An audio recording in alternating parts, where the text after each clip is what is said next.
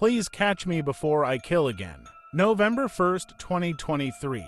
I never wanted to hurt anyone. It was my neighbor's black dog who told me what to do. He is a demon wrapped in fur and skin.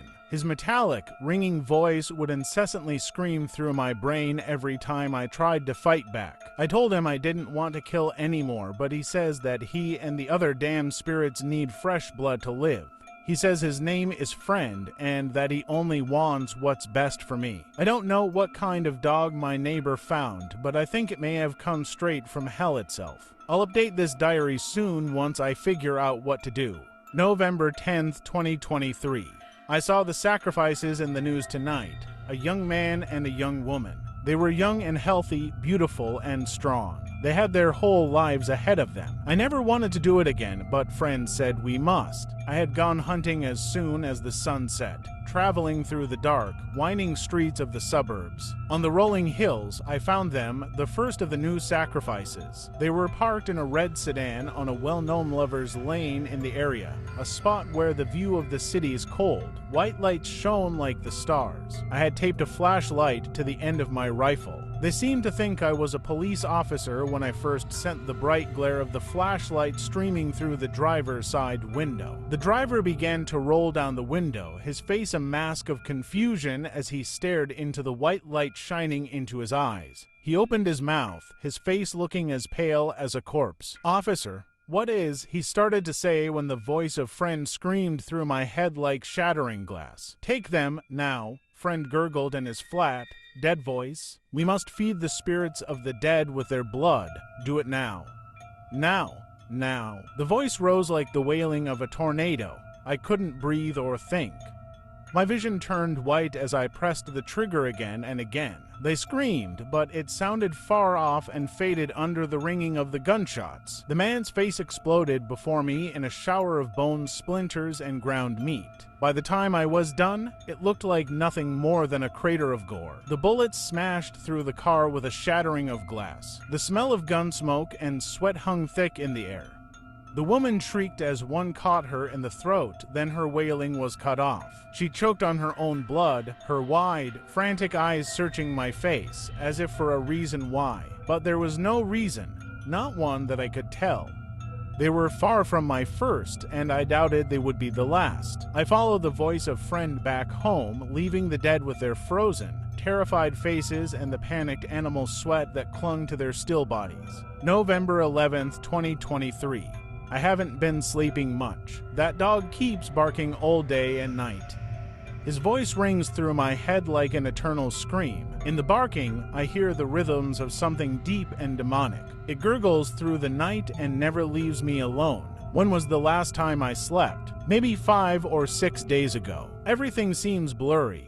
I know what I need to do. At midnight, I heard the incessant barking of Friend, the whispering of dark secrets behind the veil. I grabbed my rifle and slunk out into the night. I needed to end this right here and now. The street looked as empty as a midnight graveyard. Mist swirled through the blackness in thick, cold clouds that clung to my skin like raindrops. I couldn't see far as I left my dark and empty house. I peered over the fence separating my property from my neighbor's. The dog had stopped barking. Now he just looked up at me, his eyes gleaming like cold starlight. "What are you going to do with that, Spencer?" Friend asked, his sharp canine teeth glittering through the fog. I saw the dog's mouth moving, the black lips frozen in a wide, amused smile. "Would you hurt your only friend? Would you kill him, Spencer?"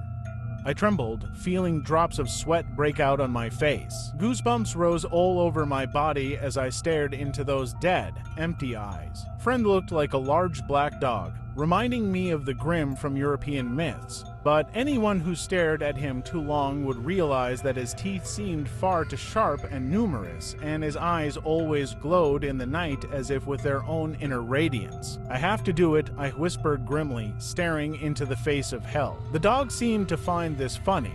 His wide, canine lips rose into a curving grin. "Do what you have to do, and I'll do what I have to do," he hissed as I pulled the trigger. The dog's head exploded, spraying black fur and slabs of gore onto the side of my neighbor's house. I saw Friend's legs buckle as he stumbled and fell slowly to the ground, still staring up at me with his dead eyes. November 12th, 2023. That night, after I murdered friend, I finally passed out from exhaustion for a couple hours. The same recurring dream that had plagued me for months on end started as soon as I closed my eyes. I was walking through a dark city street with no one alone. Hundreds of mummified bodies hung from the streetlights, the nooses around their neck fraying with age. They swayed gently in the wind, men, women, and children alike, all victims of some terrible atrocity I couldn't imagine. The echoing of my own footsteps sounded deafening. The entire world felt dead and still. Empty skyscrapers loomed overhead on both sides of me, their giant bodies glistening with glass and steel. Up ahead, something black with long, twisting limbs writhed in the middle of the street like some giant spider. Its skittering legs pushed its gleaming black body high into the air. The countless eyes on its insectal face gleamed with their own inner light, just like the eyes of friend. "Who are you?" I asked, my voice ringing out like a gunshot in the empty silence. The spidery face split into a lipless grin, showing off its curving fangs dripping with venom. "You know who I am," the thing hissed. "I'm the true face of friend. I'm the one who will stay with you until the end. Together, we will feed the abyss. You are the only one saving this world from total destruction. You are a holy one, Spencer, a saint, for you give of yourself to protect all others, even of your innocence and your eternal soul. For if you did not offer sacrifices to the hungry spirits, then they would spill over the veil like a plague of locusts. You must keep killing. You must offer sacrifices, fresh blood, the bodies of the damned," friend whispered. I felt freezing cold here in this empty city where the night sky looked like a blanket of shadows, where we existed without moon or stars to light the way. I woke suddenly in my bed, the sky outside still black and lifeless, just like in my dream. From my neighbor's house, I heard the frantic barking of friend. November 13th, 2023. I looked up cases similar to mine on the internet, wondering if I was going insane. Immediately, the famous case of the son of Sam came up, the man who claimed his neighbor's dog had forced him to kill. I wondered if it had been friend or something like friend. I kept going over his case, looking for clues. I remembered reading the letter David Berkowitz, called the son of Sam, had sent to the police. His words had seemed bizarre the first time I read them, even insane, but now they had a cold, sickening logic. He had been forced to offer blood, just as I had. I knew that I, too, would ultimately be forced to kill again by the demon next door. I pulled up his note to the police on the internet, reading it again and again as I searched for clues. This is what the original note said. "I'm deeply hurt by your calling me a women hater. I'm not, but I am a monster. I am the son of Sam. I am a little brat. When Father Sam gets drunk, he gets mean. He beats his family. Sometimes he ties me up to the back of the house. Other times he locks me in the garage. Sam loves to drink blood, go out and kill, commands Sam. Behind our house some rest, mostly young, raped and slaughtered, their blood drained, just bones now. Papa Sam keeps me locked in the attic, too. I can't get out, but I look out the attic window and watch the world go by. I feel like an outsider. I am on a different wavelength than everybody else programmed to kill. However, to stop me, you must kill me. Attention, all police. Shoot me first, shoot to kill, or else keep out of my way, or you will die. Papa Sam is old now. He needs some blood to preserve his youth. He has had too many heart attacks. Umi hooted sunny boy. I miss my pretty princess most of all. She's resting in Our Lady's house, but I'll see her soon. I'm the monster Beelzebub, the chubby behemoth. I love to hunt, prowling the streets looking for fair game. Tasty meat, the women of Queens are prettiest of all. I must be the water they drink. I live for the hunt, my life blood. Sir, I don't want to kill any more. No, sir, no more. But I must honor thy father. I want to make love to the world. I love people. I don't belong on earth. Return me to your whos. To the people of Queens, I love you and I want to wish all of you a happy Easter. May God bless you in this life and in the next, and for now I say goodbye and good night. Please let me haunt you with these words. I'll be back. I'll be back. To be interpreted as bang bang bang bang bang ooh. Yours in murder, Mr. Monster. November 14th, 2023. It's true. I saw it for myself. Friend is back.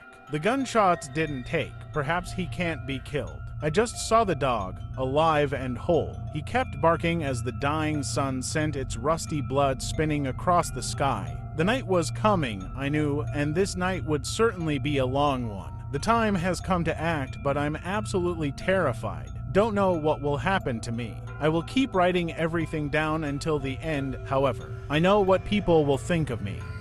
They'll say I was a liar, a monster, a madman, a murderer, and they might be right, but that doesn't mean I can't try to fight back. Once the darkness had grown thick and the mist had crept back in like searching fingers, I strapped my pistol onto my hidden holster and headed outside. The dog's incessant barking rang out in the silent world, harsh and dissonant. I covered my ears, repressing an urge to scream. I slunk past my fence and towards my neighbor's house where Friend lived. I tried to hide from the dog as best as I could, quickly moving down the sidewalk past the vantage point where he would be able to see me. As I did, the barking abruptly cut off. I glanced over, seeing Friend's luminescent eyes hanging in the dark mist like fireflies. I ripped my gaze away and headed to the front door. I knocked hard over and over until a tired-looking man with a fat face like an English bulldog appeared through the small window. His dark, beady eyes regarded me with suspicion through the glass panes. His entire head looked freshly shaven, not a single hair marred his scalp or face. His face looked red, his cheeks flushed as if he had been drinking heavily. After a long moment, he swung the door open, as if in anger. "What do you want?" he asked in a gruff voice that sounded like he had been smoking 5 packs a day since he was 12. "Who the fuck are you?" I gave him my most charming smile, trying to disarm the fat man, but the suspicion and distrust stayed, engraved deeply into every line of his face. "I'm your neighbor, sir," I said respectfully. My stomach did flips, and I felt sweaty and nervous coming to this house. "My name's Spencer. I'm really sorry to bother you, especially when it's this late." "It's not late for me," he answered coldly. "I never sleep anymore." I nodded. "I feel you there," I said. "Neither do I." I wondered at that moment whether his insomnia and my insomnia had the same underlying cause. He stared at me, his face as blank as a mannequin's. "So, what is it, Mr. Neighbor?" the man asked sarcastically. The white t-shirt he was wearing was covered in strange food stains. All the colors of the rainbow seemed to be there. "It's about your dog," I whispered grimly. The man's ruddy face instantly seemed to go pale. His mouth opened, but only a strangled, incomprehensible garbling came out. "You better come inside," the man said, opening the door wide and stepping aside. "Spencer, you say my name's J.J. Falconer." J.J. brought me into his kitchen. The entire house looked run down and dirty, filled with rotting garbage bags strewn about. The furniture all had strange water spots and stains covering them. The smell coming from the house was truly repugnant and foul. "Your dog," I said as J.J. poured 2 shots of vodka in some suspiciously dirty-looking shot glasses on the table. The rest of the table was covered in filthy dishes, some with moldy food still clinging to their surfaces. "Why does he never stop barking?" Jay pushed a shot glass in my direction, but I shook my head. "I don't drink, sorry." He gave a bark of laughter at that, his small eyes still watching me intently. And though he laughed, his eyes didn't laugh and neither did his mouth. "My dog?" he asked, his voice cracking as some inner turmoil ripped through him. He took the shot in a quick swallow, hissing for a moment as the burning liquid made its way down. Then he poured another one and took that, too. "My dog? That's not my fucking dog." I looked at JJ as if he were insane. Perhaps we both were. I strongly suspected I was after the agonies of the last couple months. "Okay," I answered slowly. "Why does he live behind your house then? Who feeds him? Who give him water and takes him on walks?" JJ leaned close to me, his eyes glittering with some frantic and dark hidden under the surface. "Nobody. Absolutely nobody. That dog just appeared there one night," he said, his fat cheeks flushing a deep red. "He won't leave me alone, no matter what I do. I've had animal control come and take him away 7 times. 7 times. And yet, when I wake up in the morning, that thing is right back there where he started, barking. It's not any dog, that's some sort of demon. I think some punishment from God for all I've done wrong. It's my chain and shackles and my coffin. Yours too, I'm guessing. Why else would you be here? My teeth chattered as a panicked terror rose in my heart. What do you mean? I asked nervously. What? You know exactly what I mean, JJ said, leaning so close to me that I could smell the stale booze on his fetid breath. You've heard his voice in your head, haven't you? You've seen him in your dreams. His true form, I mean, not the mask he wears to fool the blind. I stuttered, unable to speak for a long moment. JJ just continued watching me, a sadistically evident in his eyes. He enjoyed this, I could tell. Yes, I said finally. Yes, I have. His name is Friend. Friend, JJ repeated, nodding. Indeed, his name is Friend. He's no friend of yours, though. No friend of mine. He's no friend of anybody's, except for maybe the devil. I tried shooting him last night, I went on, shaking as I sat in a filthy chair in that dim, musty kitchen. JJ laughed at this. Ah.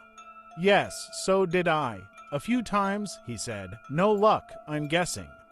The dog's barking started again at that moment, as if it were listening to our conversation. It rang out, echoing through the still shadows outside. I couldn't see a single person anywhere on the street. It reminded me of my nightmare.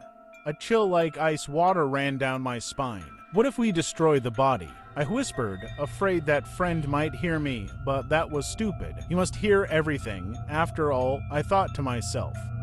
He is in my mind, and he's been there for a long time. You know, like they talk about in medieval times, hunting vampires and demons. They used to use decapitation, or they would burn the body until it was nothing but ashes. What if? Go ahead, JJ said, giving an apathetic wave of his hand in the direction of Friend. Go burn his body. I've never tried anything like that, but maybe, just maybe, it would work. You should come, too, I answered. This is our burden, both of us. We need to work together. If we don't stop him, we'll both surely die or end up in prison forever. I think it's past that point, JJ said sullenly, his eyes downcast. I'm guessing that, if the cops knew what you've done, you would already end up in prison forever, am I right? I pulled back as if physically struck. JJ just grinned. Yeah, I know that Friend surely made you kill. You don't think I've done the same. If we hadn't, neither of us would be here. Friend would have slaughtered you like a sheep. Then that makes it all the more important to stop this now. I hissed. JJ gave a long sigh. He rose unsteadily to his feet. Fine, he said, pulling a pistol out of his waistband. There's gasoline in the garage. Let's fucking do this. He gave a faint grin as bloodlust radiated from his eyes. As sickening waves of dread rolled over my body like ripples in a pond, I got up and followed him out of the kitchen. JJ held the red canister of gasoline in one hand and the pistol in his other. I, too, had my gun out. He opened the garage door and we walked out into the night, turning to head into his yard and towards the abomination that wore a dog like a second skin. Friend went silent as we approached. His canine lips split into a wide grin. Only the eyes and the sharp, predatory teeth gave any contrast in that black void of a face. JJ didn't hesitate. He raised the pistol and fired. The shot cracked through the air like thunder. Friend's chest exploded in a flower of bright blood. The canine face didn't react, however, except that the teeth started chattering, at first slowly and then faster and faster. The eyes seemed to glow brighter as Friend stood up, rising on his back legs to his full height. Rivulets of crimson continued to stream down his chest as he loomed over us. Filled with incomprehensible terror, JJ and I could only watch as Friend's body began to rip apart. Something black and spidery stabbed its way out through the skin and fur of the dog body, long, skittering legs with many joints that twisted their way to the ground. The eyes stayed the same, ripping their way out of the skull as a spidery visage appeared from the top of the dog's mutilated head. Within seconds, the fur, skin, and muscles of the dog lay strewn on the lawn like pieces of garbage. I saw the monstrous spider from my nightmare, the true face of Friend. JJ gave a battle cry and ran forward, shooting over and over, emptying the magazine until his pistol clicked empty. Friend gave a roar that sounded like many alien, insectal voices were screaming together. Friend's pincers clicked as his many legs carried him forward.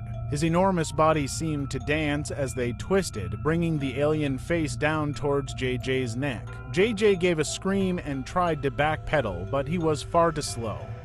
With a wet separating of flesh, the pincers came together, slicing off JJ's head as neatly as a guillotine. The head flew back, landing at my feet. The eyes stared sightlessly up at me, still filled with mortal terror. Backpedaling away from the demon, I turned and ran. Without looking back, I started down the street, away from my house, away from friend, away from all these never-ending terrors. As I got to the end of the block, I saw police cars zooming down the street. With a squeal of brakes, they stopped in front of my house. They ran out of their cars, lights still flashing, sirens screaming. They had their guns drawn as they kicked down my door and went inside.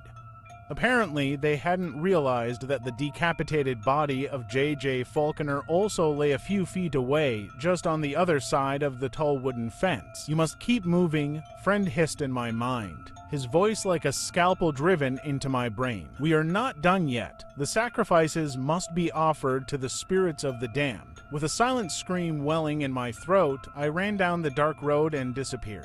Thank you for watching. Subscribe and follow my other social